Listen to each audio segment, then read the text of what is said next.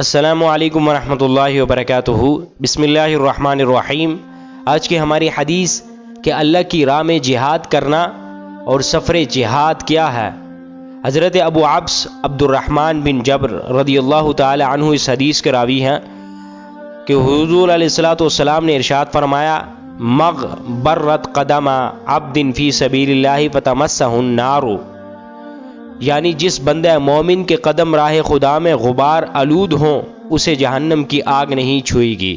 اب اس حدیث مبارکہ سے معلوم کیا ہوا کہ میدان جہاد کی طرف سفر کی فضیلت، جہاد کی نیت سے سفر کرنے والا مسلمان آتش دوزخ سے محفوظ رہتا ہے۔ جب سفر جہاد کی یہ شان ہے تو جہاد کرنے کا کس قدر اجر و ثواب ہوگا۔